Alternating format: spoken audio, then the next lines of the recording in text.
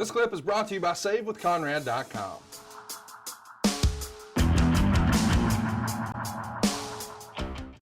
Here's another one, and this is one that we've sort of danced around before when we talked about you as Mr. Olympia, but here's a specific question about that run. Ryan says, I recently saw a match where you threw fire at Mr. Olympia in Continental. How difficult and dangerous is it to throw fire? Can you actually injure someone if a mistake is made? Yeah, you can. And I think you just, the way it was explained to me and shown to me, and this was all done in about a 20-minute backstage, you just toss it in the direction. You don't try to toss it at the person, obviously, because it is flash paper and it will burn you if it hits you flush. So just the idea that you somehow magically came up with a fireball and threw it at somebody, the heat is in the intent. And it's not meant to hit anybody in the face or the chest. If it does, it's going to get burnt. I saw Jerry Lawler, I think it was Lawler, or maybe it was Jim Cornette. Somebody once explained that you don't really throw fire, you present fire. Was that the way you would describe it? Well said. For it to suddenly appear in your hands and in a fireball and just go in the direction within 3 or 4 feet of somebody still is a shocking situation. How did they do that? And, God, he just threw fire. Yeah. Throwing fire is not something that just happens through the normal course of life. It's a little more advanced than getting a headlock. Yeah, a little bit.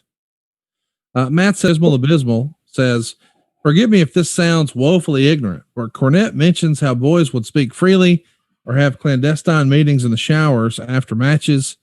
After the Brody incident in Puerto Rico, do you remember any of the boys ever being reluctant to meet in the showers?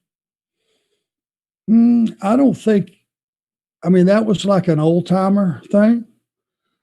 I don't think that happened very often. It was very seldom would guys go in the shower to discuss business or a match or anything. They'd probably, just do it in the locker room or maybe out in the hallway or, even go into the arena if it was empty.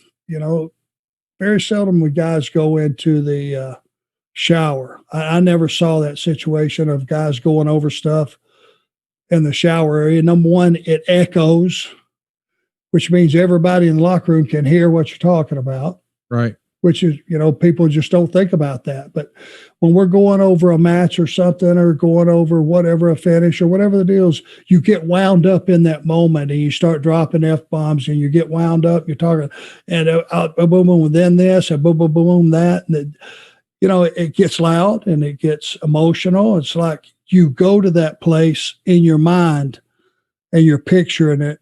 And when you talk about it, it's like you're doing it. Right. And, I would think with the echoing that goes on in most shower areas, that would be something like the guys would all look around and go, shit, what the hell's going on in there?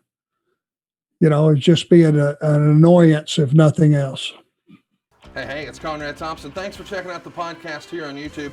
Be sure to hit the subscribe button and the notifications bell so you get a notice anytime we upload some new content. And go save yourself some money right now. If you're in a 30-year loan or you have credit card debt, it's not a matter of if I can save you money. It's a matter of how much. Find out right now for free at SaveWithConrad.com.